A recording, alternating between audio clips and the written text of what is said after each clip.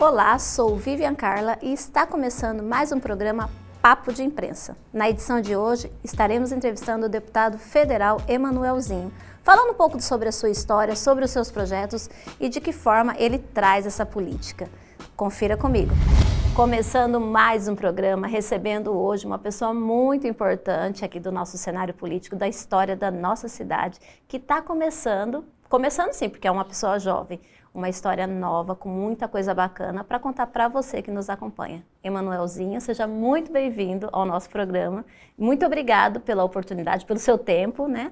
E pela sua, acredito que a sua entrega nesse programa hoje vai ser muito interessante. Eu agradeço, Vivian, agradeço aqui toda a produção do Papo de Imprensa, ter a oportunidade de poder prestar contas do meu mandato e conversar um pouco sobre a minha vida, sobre a nossa história, para que a população possa conhecer melhor seus representantes. Parabéns pela iniciativa e obrigado pela oportunidade. E aí, bacana a gente contar um pouquinho, né, antes da gente entrar aí falando dos projetos, que claro que interessa para você que nos acompanha, mas também conhecer a história do Emanuelzinho. Por que a política, né? Como que isso aconteceu? Porque muitas pessoas pensam que às vezes é de uma forma e foi de outra forma. Então, assim, como que você chegou neste caminho hoje, nessa trajetória que você está fazendo agora nesse momento? Vivian, por mais que eu seja de família política, oriundo de família política, eu nunca quis ser político, pelo contrário, nunca passou pela minha cabeça ser político. Eu, a partir da minha adolescência, de meus 12, 13 anos de idade, eu estudava em colégio católico, fui coroinha, acólito, servia nas missas, e eu sempre tive um desejo muito forte dentro de mim, sentia como uma vocação, eu queria ser padre. Olha! E então me preparei para ser padre, eu participei de toda uma formação, e até que em 2016 eu fui fazer no seminário do Cristo Rei, em Várzea Grande, o chamado aspirantado, em que eu ia toda semana ao seminário, toda vez nós tínhamos encontros para que houvesse um discernimento da vocação e o seminário saber se me aceita ou se não me aceita para a preparação para o exercício do sacerdócio. Então eu estava muito entusiasmado com isso, eu acreditava que esse era o meu destino, essa era a minha vocação. No entanto, em 2016, então, que era o ano que eu estava participando desse acompanhamento, o então deputado Emanuel Pinheiro, meu pai, sai candidato a prefeito de Cuiabá em agosto, mais ou menos, ficou decidido, a campanha começou no final de agosto para o início de setembro. Então eu tive que me afastar temporariamente do seminário e fui participar da campanha, porque uma campanha de executivo é muito intensa, divide a cidade, é diferente de campanha proporcional. E com isso eu comecei a participar da campanha de frente, coordenei o movimento da juventude e tive uma experiência muito próxima da política, diferente do que a gente está acostumado. A política que a gente vê é dos noticiários, é a política da imprensa, dos jornais. A gente não está habituado a encontrar a comunidade no dia a dia e nos bairros mais humildes, entender como que um agente político, como um deputado, um vereador, um senador, pode atuar diretamente, pode fazer diferença na realidade das pessoas. Então, ali naquele momento em que eu participei da política, houve um discernimento local da minha vocação, que era comunitária do mesmo modo. Antes, entendida por mim como uma vocação sacerdotal e depois entendida e discernida como uma vocação política.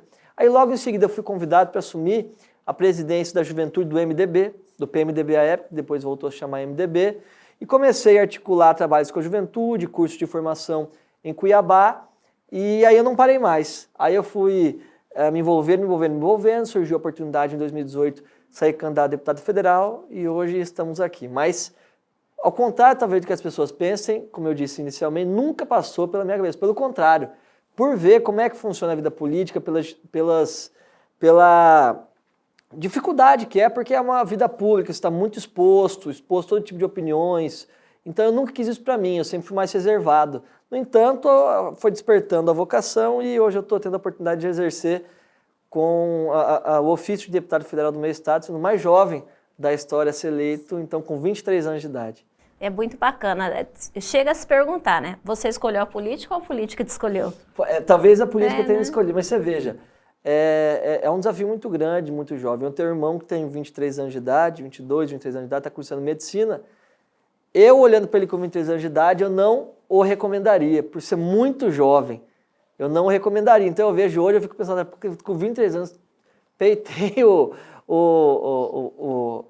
uma eleição nessa proporção em que eu fui muito atacado, inclusive à época, mas faz parte da natureza política, qualquer um que se põe a isso. Eu gosto muito de estudar a vida dos políticos, especialmente os políticos da época do Império, eu gosto muito da época do Império. Então você vê Dom Pedro I, Dom Pedro II, que hoje são exaltados como heróis da monarquia brasileira, foram atacados demais na época. Dom Pedro I, quando assumiu, promoveu a independência do Brasil, ele tinha 23 anos. Ele foi atacado demais, havia deputados em Portugal que queriam a reunificação do Brasil com Portugal, não queriam essa independência, então xingavam demais Dom Pedro I, chamavam ele de rapazote, de moleque, de muitas coisas. Então eu vejo que são coisas que todos passam e está aí. Hoje Dom Pedro I é reconhecido como um dos grandes homens políticos da história do Brasil. Tem duas coisas muito importantes na fala aqui do Emanuelzinho que eu gostaria muito de ressaltar, acho que para qualquer pessoa, em qualquer profissão. A busca do conhecimento, né? E a busca de entender o que o meu chamado, de que forma eu posso entregar para o mundo aquilo que está latente no meu coração. Como você disse de uma forma muito interessante, você acreditava que era lá dentro daquele caminho, lá na igreja, do trabalho. E aí quando surgiu uma oportunidade, né, que você teve que estar à frente disso, você falou, peraí, apesar de ser um desafio diário, né? Vivian, veja, eu lembro que desde quando eu comecei a despertar no meu coração que eu queria ser padre, uma pergunta que sempre me questionou, que eu sempre me questionei, foi a seguinte: como é que eu sei qual é a minha vocação? Especialmente no mundo hoje em que o mercado de trabalho está se readaptando muito rápido com a ascendência da tecnologia, inclusive com o impacto muito grande da laicização da sociedade, ou seja, o impacto da religião ser cada vez menor na sociedade, o ser humano, de certa forma, ele perdeu aquele referencial que guiou a Portugal e o Brasil por muito tempo, falar da nossa sociedade, que foi o cristianismo. Então, eu me perguntava qual é o motivo da minha vocação. E hoje, via de regra, as pessoas decidem a sua vocação ou por dinheiro, por recurso, ou por prazer. São essas duas vertentes, as duas perspectivas pelo qual se enxerga a vocação. Mas tem uma que é muito maior e que especialmente tem que estar presente em quem é homem público, seja um homem público como um padre, seja um homem público como um jornalista, seja um homem público como um político, que é a noção de dever. Ele tem uma série de habilidades, uma série de aptidões, que por mais que não te deem prazer 100% do tempo, você enxerga isso como um dever da sua vida. Você busca fazer isso com o máximo de sinceridade possível, ainda que muitas pessoas não lhe compreendam. Então eu vejo que faltou essa noção do dever, que foi muito presente, talvez na geração dos nossos avós, dos nossos bisavós, o que hoje não está tanto presente, que eu busco trazer para mim, para que eu possa realizar as minhas atividades do dia a dia. E a grande maioria da população, muitas vezes, e eu falo por mim também, se nega a entender a política, se nega a estudar a política. E aí quando temos oportunidades, né, de entender um pouquinho mais e de entender de valores tão importantes como esse que você está nos trazendo, né, igual ao meu propósito, igual ao meu legado, né, o que é o meu dever? Por que eu estou aqui como figura política? Né? O que eu quero deixar para o mundo? Então eu acredito que são pensamentos muito profundos, sim, né? Mas que na prática, no dia a dia, você começa a perceber que não é tão difícil assim. Existem os desafios, mas às vezes não é tão difícil assim a mensagem, o que a gente precisa deixar para as pessoas, né? Eu acho que é uma coisa muito legal que você traz e que você trouxe também desse momento que você viveu dentro da religião. Exatamente, veja, eu fico observando como hoje a gente, por exemplo, debate a democracia, falando um pouco sobre aprofundamento na política. Hoje, democracia dá a impressão que é o seguinte: é votar e ser votado, e que somente se restringe a isso. Mas democracia é muito mais que isso, é a possibilidade da inserção das diversas camadas sociais dentro de um parlamento, é a possibilidade de se discutir como é que funciona o financiamento de uma campanha, se é privado, se é público, é de decidir como é que vai ser eleito os deputados, se vão ser eleitos por um sistema majoritário, em que os mais votados entram, se vai ter um sistema proporcional para garantir a representação das minorias. Há uma série de discussões, por exemplo, na época de Getúlio Vargas, se discutia até a possibilidade de candidaturas, não por partido como nós temos hoje, mas que dentro do partido houvesse representações por profissão. Então você tem aqui a ala dos operários, aqui a ala dos produtores, aqui a ala dos professores, para que houvesse representação de todos os setores da sociedade. Então as discussões hoje que estão muito baseadas no sentimento de gosto ou não gosto, amo ou odeio, são muito mais profundas. Eu acho que isso tem prejudicado muito o debate político, mas eu vejo que a sociedade brasileira com o tempo vai amadurecer, vai olhar para trás, e todos nós vamos enxergar aquilo que acertamos, aquilo que erramos, para que a gente possa aperfeiçoar cada vez mais e entender que a política é muito mais do que votar e do que ser votado. É muito, muito interessante sua fala e é uma coisa que eu tenho sempre buscado, né, quando eu recebo políticos aqui, é explicar realmente para a população que o político, a pessoa política, a pessoa figura política, ela não é uma política, ela está política. 24 horas por dia. Tá, e aí nesse momento que você está, você traz suas expertises, traz suas habilidades e nós, enquanto cidadãos que votamos, a gente precisa sim entender um pouquinho, a gente precisa acompanhar e a gente precisa também não só falar assim de algo que a gente leu lá e viu que funciona, a gente precisa entender realmente que caminho chegou essa pessoa a escolher esse projeto, como anda esse projeto, buscar realmente essas informações. Falando sobre projetos, quais são os principais projetos que estão aí em andamento e conta um pouquinho pra gente da importância deles. Viviane, tem 2 projetos que eu gostaria de destacar. Um foi já aprovado pela Câmara dos Deputados, um projeto de nossa autoria. Tivemos uma grande articulação junto com o governo federal, junto com o presidente da Câmara, com os demais partidos da Câmara Federal, que é para diminuir a alíquota do ICMS sobre o combustível nos estados. Nós temos hoje um combustível no Brasil que cerca de 30% do seu valor é somente de ICMS. Então nós não queremos com isso resolver todo o problema do combustível, mas iniciar um movimento de redução do imposto no Brasil, dos impostos no Brasil, porque a cada R$100 que o brasileiro paga de imposto, cerca de 30, 35, 36 reais é pago de imposto. E esse imposto não é somente ordenado a partir da renda do cidadão, como é feito com o imposto de renda, mas a maioria desses impostos são impostos indiretos, ou seja, que estão implícitos no produto, no valor da carne, no valor do combustível, como é o caso do ICMS. Então a Câmara dos Deputados aprovou a redução da carga tributária do ICMS e nós teremos agora a proposta sendo apreciada pelo Senado. O presidente do Senado, Rodrigo Pacheco, já se manifestou que deve pautar no Senado para que ele possa ser discutido e, se Deus quiser, aprovado. Com isso, a gente teria, em média, uma redução de 7% a 10% do valor do ICMS sobre o preço do combustível. Seria uma iniciativa. Agora, há mais 2 possibilidades para que a gente possa... Eu falo do combustível agora, que é um problema que todo o Brasil está passando. Eu tenho familiares na Bahia, recentemente mandaram mensagem, lá está R$ 6,90, R$ 7,00 o litro da gasolina, aqui em Cuiabá está beirando R$ 6,50, R$ 6,60, em alguns lugares R$ 6,70, no interior do estado beirando R$ 7,00, então a gente precisa reagir de alguma forma. Nós sabemos que a política hoje do Brasil em relação ao petróleo, em relação ao combustível, ele está vinculado ao dólar, o barril de petróleo é comprado e negociado no Brasil em relação ao dólar, com isso o preço tem subido demais. No entanto, como a Petrobras é uma sociedade de economia mista, em que 51% das suas ações é do capital público, do governo, e o restante do capital privado, não tem como a gente tomar ações diretamente em todo o conjunto da empresa, que deveria prevalecer o contexto social e de garantir recursos energéticos para a sociedade brasileira, não somente o lucro dos seus acionistas. Então, por isso, o Senado está discutindo 2 possibilidades de proposta. Uma é a aprovação do nosso projeto e a outra que eu vejo que uma não exclui a outra, uma pode ser complementar, que é a criação de um fundo de estabilização. Que inclusive esse fundo de estabilização seria a reunião, a manutenção, a parte de um montante considerável de recursos para que toda vez que houver a volatilidade, houver a subida do preço do combustível, especialmente da gasolina e do diesel, se possa ver como o governo subsidiar e esse preço não variar conforme os preços do mercado. E a pergunta que se faz é de onde viria os recursos do Fundo de Estabilização?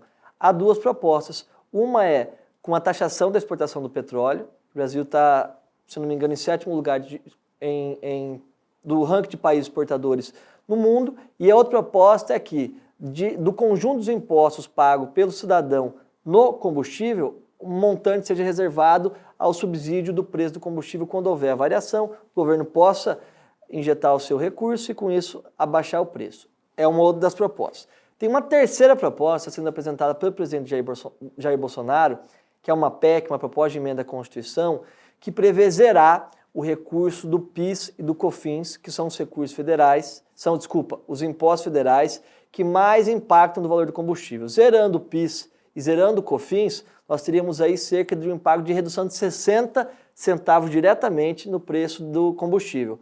Não é o ideal, nós queríamos, claro, que voltasse para 5, 4, 3 reais, mas já é um avanço. Então nós vamos discutir isso a partir de fevereiro, quando a gente vai apreciar esse projeto. O problema é o seguinte, como é que nós compensaríamos a perda dessa arrecadação, tendo em vista que o PIS serve para bônus salarial e o COFINS para a contribuição previdenciária.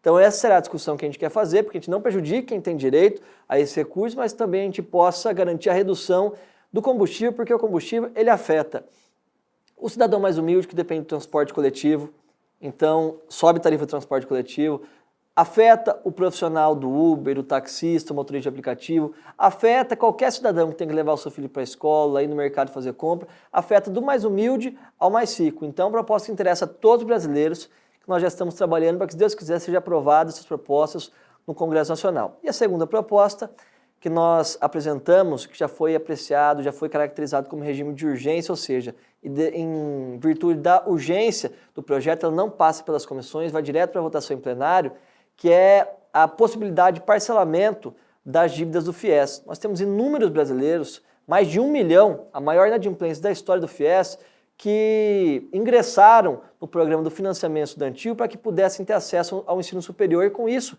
garantir uma formação mais apropriada e garantir um melhor acesso ao mercado de trabalho. No entanto, devido à crise econômica que houve em 2015, 2016, devido à pandemia em que muitos perderam seus empregos, o comércio fechou, a população perdeu renda e, com isso, não está conseguindo quitar o seu financiamento estudantil.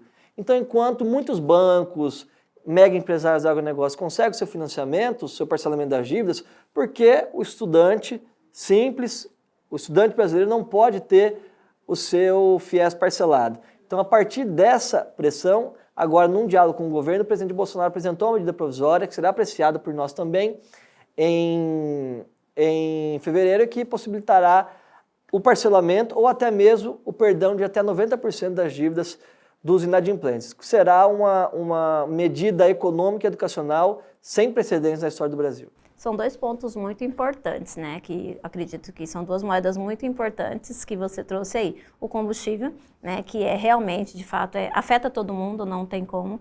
E de que forma esses dois pontos até estão ligados? Quando a gente pensa no estudante, ele faz um financiamento. Muitas vezes ele se formou, né? Terminou a faculdade, exatamente, mas ele não consegue honrar os seus pagamentos. Está endividado. E aí como que ele trabalha? Aí quando vai trabalhar, tudo está onerado, porque assim, não é só o combustível que altera, o alimento está com valor maior, porque depende de transporte. Né? Então, assim, é muito complicado até olhar com um pouco mais de esperança se a gente não tivesse cuidado com essas duas informações que você nos trouxe de projetos, né, Manuelzinho? Exatamente. Uma coisa é relacionada à outra. O combustível, naturalmente, ele gera um ciclo negativo, porque tudo depende, naturalmente, do transporte. Como o grosso do transporte brasileiro é rodoviário, não é ainda ferroviário ou hidroviário onde for possível, a gente depende do valor do combustível diretamente. Então isso impacta o preço de tudo, naturalmente faz uma pressão inflacionária sobre os preços. Por isso temos o preço da carne nas alturas, entre outros fatores. Então uma coisa está ligada à outra, especialmente no âmbito educacional, que todo cidadão brasileiro que inclusive se utilizou do FIES, se formou, como você bem disse, está trabalhando para pagar a dívida do FIES, não consegue parcelamento, e aí sobe o preço da gasolina, o preço da carne, dificulta ainda mais ele pagar, ele vai se perdendo numa bola de neve de dívida que daqui a pouco ele não tem mais como quitar e vai se dificultando a renda familiar. Então por isso que a gente está pensando justamente nesses dois pontos que são cruciais na qualidade de vida, no poder de renda do cidadão brasileiro. Tem uma fala tua muito importante que eu acho legal a gente trazer para as pessoas e falar sobre também, que são sobre esses projetos onde a gente possa criar já para aquele momento da sazonalidade que é tão falada, né? Que tá embaixo, a gente já tem uma outra forma, outro projeto para atender essas demandas. E dentro desses projetos, eu acho que é interessante a gente trazer isso, o quanto é importante ter essa política nova, né? Essa visão moderna de trazer soluções diferentes ou não. Até acho bacana quando você trouxe que lá atrás tinha aquela política onde trazia um profissional de cada área, ou seja, tudo nem, né, a roda não foi criada agora, tem muita coisa bacana que pode ser aproveitada, mas trazendo esses projetos para uma política nova hoje, para uma visão moderna, qual que é o seu olhar sobre isso? Existem dois, eu vejo assim, é claro que há a possibilidade de uma subdivisão, mas eu vejo dois tipos de parlamentares, porque o parlamento que em tese oficialmente ele tem a função de fiscalizar e legislar, naturalmente a população exige que ele tenha outras medidas de articulação junto ao governo federal, junto à sua zona de atuação, para que haja medidas concretas e efetivas que vão impactar na melhoria da qualidade de vida das pessoas. Então há basicamente aquele oposicionista que tudo reclama, tudo xinga, tudo bate, tudo esperneia, tudo tá ruim, nada tá bom, não ajuda em nada. E aquele, vamos dividir em três, aquele mais moderado que sabe criticar, sabe posicionar com críticas que levam a serem tomadas atitudes resolutivas, e aquele deputado que trabalha para resolver a situação. Cada um é um perfil, não necessariamente um é melhor que o outro, mas há um perfil. Eu tenho dificuldade em somente bater, agredir, até porque eu tenho não é do meu perfil, e eu prefiro estar mais ao lado dos que tomem condições resolutivas, porque eu não gosto de encarar o meu eleitor e dizer que eu não pude fazer nada porque eu não era aliado, que eu não pude. Então alguma coisa eu tenho que ter buscado fazer. Então é isso que eu procuro fazer, cada um dentro do seu perfil. Como eu disse, não há necessariamente um caráter qualitativo de quem é melhor ou quem é o pior, até porque a democracia, você tem essas diversas vertentes de atuação, diversos modos de agir dentro do parlamento, mas a que eu gosto, é que eu vejo justamente buscar projetos, articulações, atuações que possam garantir a qualidade de vida do brasileiro e que possam ter resultados práticos e imediatos, como o que a gente está trabalhando em relação à redução dos impostos sobre os combustíveis, uma medida pedagógica para o Brasil. Sim. E o parcelamento das dívidas do financiamento estudantil. Falando sobre uma situação muito atual, muito corriqueira, que não tem como não falar, sobre essa pandemia, sobre esse 2022 que a gente pensou que já estava livre de tudo isso e de repente vem todas essas ondas de vírus, não só do Covid, como novas variantes, gripe, influenza e tantas outras coisas estão acontecendo. Como a gente pode falar para a população sobre isso? Como que a gente pode trazer tudo isso que está acontecendo de uma forma que a gente consiga olhar sim para frente, mas também ter um cuidado com o que está acontecendo agora? Vivian, eu vejo o lado positivo de que o pior já passou, no sentido de que não é mais uma novidade. Sim. No começo, estava todo mundo assustado, inclusive os gestores públicos tinham dificuldade em saber como agir, porque não sabia qual era a letalidade do vírus, não sabia como se propagava. Era tudo muito novo e veio numa avalanche muito rápida. Agora todo mundo já sabe mais ou menos como é que funciona a coisa, então o que a gente tem que fazer, no meu entendimento, é garantir UTIs, garantir unidades hospitalares, garantir que haja espaço para a população. Eu até achei um ato falho do governo do estado de ter fechado o centro de triagem, achando que estava tudo abaixando. Todo mundo estava, de certa forma, comemorando que estava já abaixando a pandemia, que estava tudo caminhando sob controle. De repente voltou essa nova variante, com menor letalidade, mas ainda com um grande índice de transmissão e de propagação. Então, isso está sobrecarregando. O fechamento do centro de triagem está sobrecarregando os municípios. A capital, as cidades polo, que todas tinham oportunidade de contar com o apoio do governo, nesse momento não estão contando. Por isso, eu aproveito para fazer esse apelo público ao governador para que retorne o centro de triagem até que finalize a pandemia, porque nós não sabemos quais serão as consequências de outras possíveis variantes. Bom, o pior passou nesse sentido. Eu não acredito que haja mais possibilidade de se fechar o comércio. Sim. O empresário, as atividades comerciais já foram muito penalizados e todo mundo já sabe mais ou menos como é que funciona. Naquele momento, por prudência, a maioria dos gestores optaram por fechar porque era uma novidade, tinham que garantir a vida da população. Mas agora a gente já sabe como funciona, não dá mais para fechar comércio. Eu acho que há que exigir máscara, há que se exigir ambiente adequadamente higienizado, disposição de álcool gel, distanciamento social, mas agora é um pouco da consciência de cada um de querer se expor ou não ao risco. A gente fica naquele debate, mas então se a pessoa não vacinou, então não teria que ter, eu vacinei, então não teria que ter a oportunidade do cidadão utilizar a lei de UTI, mas não funciona assim, porque o SUS é compartilhado por todos, de certa forma todos estão pagando o SUS, então a discussão é um pouco mais profunda que isso. Então eu acho que, resumindo aqui em alguns pontos, seria considerar que o pior já passou, do ponto de vista econômico e sanitário, a gente sabe mais ou menos o que fazer e contribuir com cientistas, pesquisadores que estão trabalhando nas vacinas que, a médio e longo prazo, poderão, se Deus quiser, ter uma vacina que possa contrariar ou possa nos prevenir de todas as variantes. A gente já viu ao longo da história outras epidemias ou pandemias que dizimaram milhões e milhões de habitantes, muito mais até do que a pandemia do coronavírus, mas na época eles não tinham vacina, não tinham as devidas informações que nós temos hoje. Por isso a gente consegue se prevenir ainda um pouco mais. Então, a mensagem que eu tenho de esperança é essa, que a gente sabe mais ou menos como lidar com isso, gestores trabalharem a parte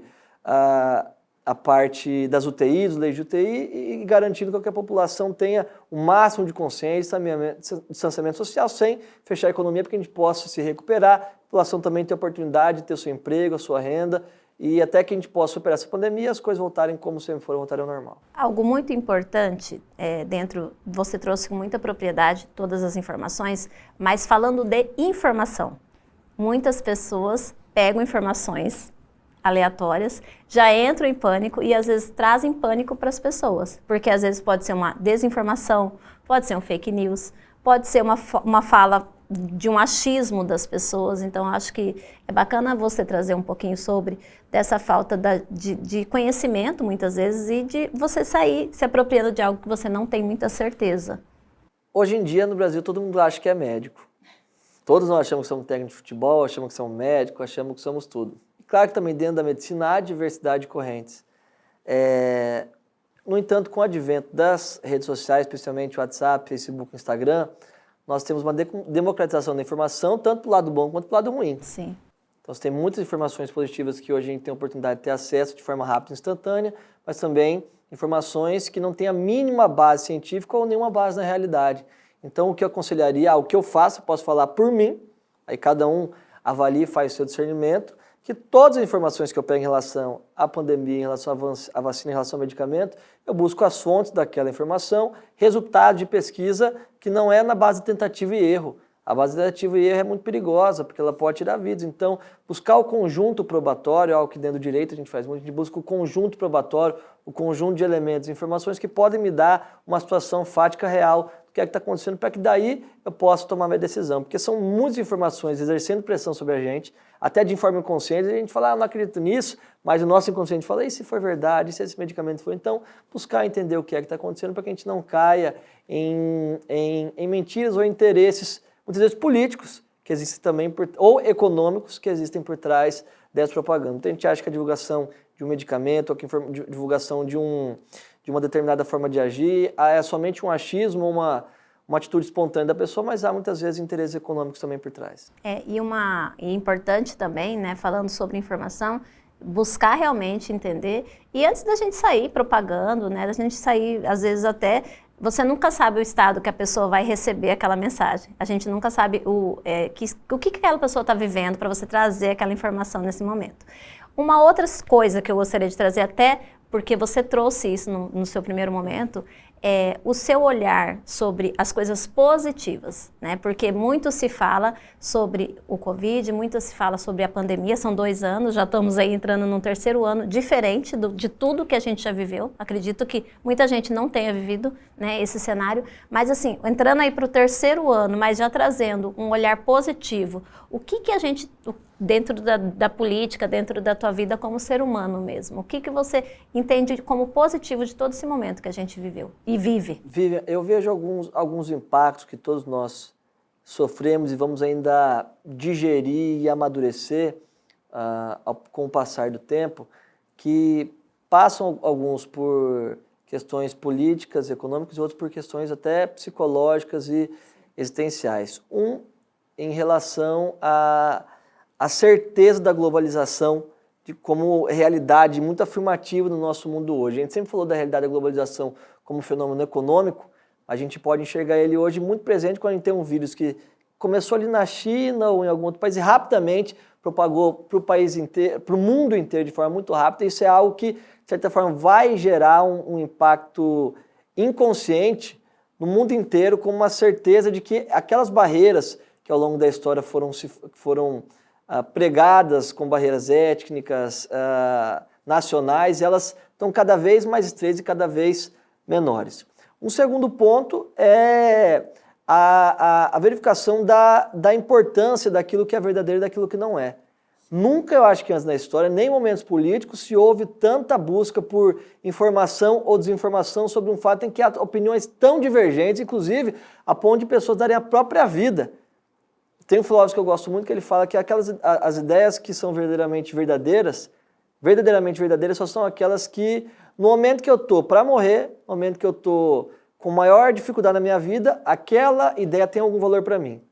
Ou seja, a ideia dos náufragos, como se fosse alguém que estivesse num naufrágio e ele se apoia naquele pedaço de madeira como se fosse a única coisa que existisse na vida dele. E muitas pessoas têm agido de forma radical e entregando a própria vida por uma informação que ela ainda não avaliou ela por todos os lados, ainda não avaliou a importância daquela informação que nos foi passada. E um terceiro ponto, a importância do sistema de saúde mundial como um todo. Muita gente confia somente no plano de saúde, confia nisso ou naquilo, mas a gente não enxergou que o fato de cidadãos mais humildes que dependem do SUS terem a oportunidade de ter um leito de UTI, isso naturalmente impacta na minha vida, porque uma pandemia mostra que está tudo interrelacionado, está tudo conectado. Por mais que você tenha a sua fazenda, você tem o seu sítio, você tem o seu rancho, você pode ir para lá se você quiser, mas está todo mundo conectado e todo mundo faz parte de uma só espécie. Então, eu acho que são fenômenos que, ainda que pareçam talvez um pouco distantes, são fenômenos que inconscientemente vão gerar estudos aí e reflexões a médio e longo prazo. Ah, é bacana. Eu gosto muito de uma frase que fala assim, como é que a gente anda para frente com tanta gente para trás? E que não existe fora, né? Então, a gente, quando olha para esse cenário e olha para tudo que a gente aprendeu até aqui, traz muito isso, da gente pensar que não existe, nós não estamos sozinhos, nós somos um todo. E aí, falando sobre o futuro agora, quais são os projetos, qual que é aí a direção que vai ser tomada para esses próximos, esse ano e para o ano que vem, porque nem tudo acontece tão rápido, né? Então, assim, o que a gente pode contar do nosso deputado, né, da pessoa do Emanuelzinho e o que a gente pode trazer disso para a população? Eu tenho muita dificuldade de fazer aquilo que eu não acredito.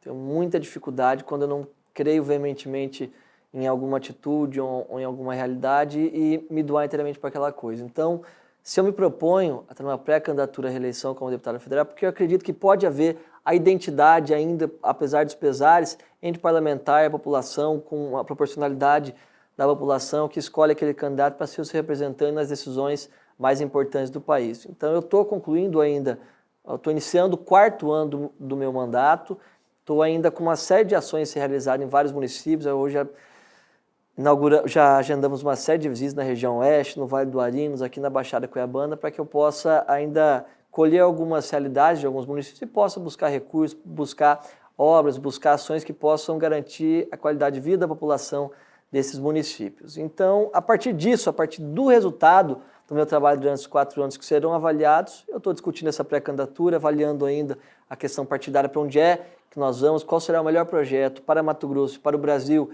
que serão apresentados para os partidos, para que a gente possa estar dentro desse projeto, um projeto que eu acredite, um projeto que eu veja que haja identificação com a população, especialmente os que mais dependem do sistema público de serviço brasileiro, para que a gente possa consolidar essa pré-candidatura e disputar mais uma vez uma vaga entre os 8 representantes de Mato Grosso na Câmara Federal. Uma curiosidade, talvez seja não só minha, mas de muitas pessoas, é entender quando um político ele escolhe a vida pública, ou quando a vida política escolhe, né, no caso, existe uma bandeira específica que vocês defendam ou vai surgindo conforme as oportunidades? Cada um tem uma isca que o pesca e o leva para entrar na vida pública. A minha, particularmente, foi enxergar o vácuo da representatividade na minha região, que é o Vale do Rio Cuiabá, a famosa Baixada Cuiabana, e que tem a maior população do estado de Mato Grosso, até porque abarca Cuiabá e Várzea Grande, mas tem a maior população em números populacionais, em termos de habitantes absolutos, e também tem as cidades mais pobres do estado. Dos 141 municípios de Mato Grosso, segundo o Índice de Desenvolvimento Humano, IDH, cerca de 7, 8 municípios da Baixada Cuiabana estão entre os 30 piores. E eu vejo isso como falta de representatividade política também, porque a força política também atrai poder econômico, atrai investimentos, atrai atenção para aquelas regiões, para que se possa explorar as atividades vocacionais de determinada região. Então a minha, basicamente, foi enxergar que na Baixada Cuiabana não existia mais um Jonas Pinheiro, não existia mais algum parlamentar que pudesse representar com identidade da Baixada Cuiabana, Cuiabá, Várzea Grande, Poconé, Livramento, Rosário, Chapada, Corizal, Jangada, Nova Brasilândia, Planalto da Serra. Alguns colocam até Campo Verde como membro aqui do Vale do Rio Cuiabá.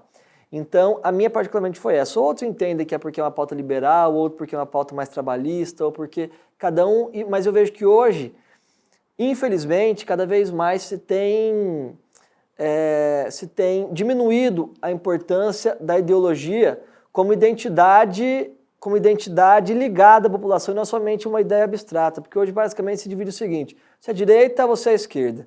Se decide basicamente o seguinte: se você é direita, você é contra o aborto, contra a legalização das drogas e a favor do liberalismo, e se você é de esquerda, você é a favor do aborto, a favor das drogas e a favor de uma política mais estatal. Quando é um debate muito mais profundo que isso, quando há muitas realidades que podem ser distantes tanto dentro da direita quanto dentro da esquerda, que podem atrair a população para a política. Só como o debate está muito passional, eu vejo que isso inclusive afasta o cidadão da política e vira mais um confronto de guerra, de raiva, de ódio, que pouco contribui, inclusive no debate das ideias, para que se possa chegar a uma conclusão que seja verdadeiramente eficaz e eficiente para o país e para o Estado. Então, a minha particularmente foi esse vácuo da minha região, por mais que eu atue em todo o Estado, na região oeste, no Vale de São Lourenço, no Médio Norte, na região da Araguaia, em várias regiões do Estado de Mato Grosso, mas houve um vácuo muito grande que eu busquei abraçar a Baixada de Cuiabana, tanto é que todos os municípios aqui têm nós emendas e uma quantia considerável de investimentos e recursos para melhorar e garantir uma maior qualidade de vida para a população que está entre os mais pobres do Estado. E falando em qualidade de vida, eu acredito que esses projetos, né, que você nos apresentou e dentre outros, né, que devem estar aí aprovados ou em andamento, a gente fala muito sobre a situação de sobrevivência mesmo, né, que hoje é uma situação que é o que vem no primeiro momento, até porque muita gente perdeu emprego, muita gente está com problemas emocionais, e ainda tem a situação da educação, né, porque nós tivemos aí um espaço muito largo aí de 2 anos onde muitas crianças não foram para a escola, né? E agora vai retomar e está com esse, de certa forma, um atraso, que isso vai gerar algo muito maior lá. Então, eu acho que dentre essas bandeiras tem alguma específica, algum setor específico que merece um cuidado? A questão da educação, basicamente os gestores a nível de executivo que tomam basicamente a decisão sobre isso. Aí é o presidente da República, os governadores e os prefeitos que vão ter que decidir sobre isso. A nossa função está em conseguir identificar agora, enquanto parlamento, as dificuldades e as consequências da pandemia em relação ao setor educacional, que a gente possa tomar as medidas legislativas e orçamentárias que possam garantir com que haja aparato físico, em termos de estrutura, para a formação dos estudantes, inclusive cobrindo essa defasagem, esse prejuízo que houver em relação à pandemia, e também recursos humanos, quanto à qualificação de profissionais, o cuidado emocional tanto com alunos e profissionais para que haja um ensino adequado e verdadeiramente qualificado e que a gente possa, pouco a pouco, voltar não só ao cenário pré-pandemia, mas um cenário melhor que o pré-pandemia, que a gente pode apreciar e a médio prazo. Então é algo que o parlamento vai ter que identificar com a volta das aulas efetivamente para que a gente possa tomar as ações necessárias. Assim como em qualquer setor, aí no setor da nossa vida pessoal, da nossa vida profissional, do comércio,